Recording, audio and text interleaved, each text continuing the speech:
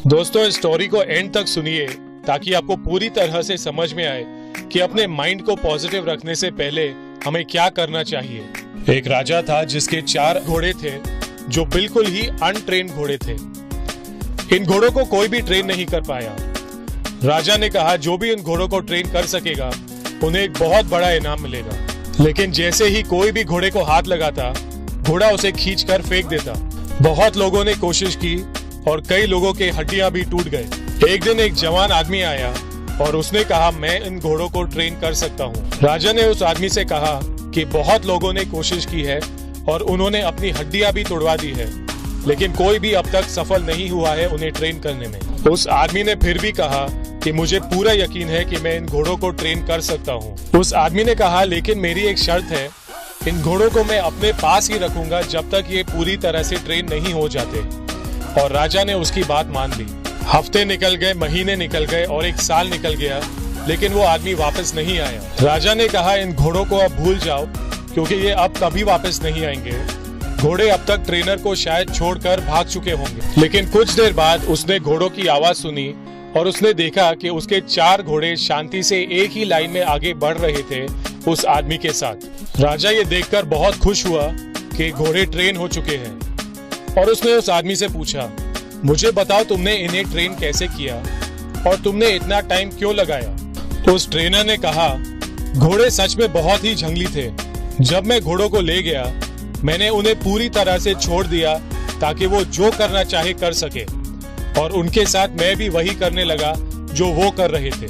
जब वो भागते तो मैं भी उनके साथ भागता था, जब वो सोते थे तो मैं भी उनके साथ सोता था, जब वो खाना खाते थे तो मैं भी उसी वक्त अपना खाना खाता था। इसी तरह से घोड़े सोचने लगे कि मैं उनके साथ एक 5वां घोड़ा हूँ। कुछ समय बाद मैंने घोड़ों की पीठ पर सीट रखा, लेकिन उन्हें पसंद नहीं आया और उन्होंने सीट खींचकर निकाल दिया। लेकिन लगातार कोशिश करने के बाद धीरे धीरे उन्हें सीट की आदत पड़ गई। उसके बाद मैंने उन्हें बेल्ट पहनाया, वो भी उन्हें पसंद नहीं आया और उन्होंने खींचकर निकाल दिया। लेकिन कुछ दिनों के बाद उन्हें बेल्ट की भी आदत हो गई। इसी तरह से धीरे धीरे मैं उनका दोस्त बन गया और मैं उन्हें ट्रेन कर पाया। दूसरों ने गलती ये की कि वो पहले ही दिन से उन्हें कंट्रोल करने की कोशिश कर रहे थे बिना उनसे दोस्ती करे। ठीक इसी तरह हमारे अंदर भी 4 अनट्रेन्ड घोड़े हैं और वो है मानस, बुद्धि, चिंता और अहंकार। और जब हमें इनमें से किसी एक को कंट्रोल करना है, हम उसी वक्त उन पर पूरी तरह से कंट्रोल करना चाहते हैं, जिसका मतलब है कि हम एक ही मिनट में खुद के मास्टर बनना चाहते हैं बिना खुद पे कोई काम किए। हम इन 4 घोड़ों को बहुत जल्दी कंट्रोल करना चाहते हैं और यही वजह है कि हम अपने आप पे कंट्रोल नहीं कर पाते। इन 4 घोड़ों में से एक घोड़ा हमसे जब भी कहता है आओ बैठकर घोड़सवारी करते हैं, और जैसे ही हम घोड़े पर बैठते हैं घोड़ा हमें गिराकर फेंक देता है। और फिर गिराने के बाद कोई दूसरा घोड़ा फिर से हमसे कहेगा आओ मेरी पीठ पर बैठो, और फिर से हमें गिरा देगा।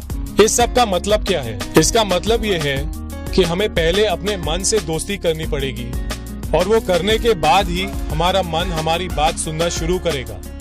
जब तक हमने अपने मन से दोस्ती नहीं की है, हम हमेशा ही स्ट्रगल करते रहेंगे अपने मन के साथ।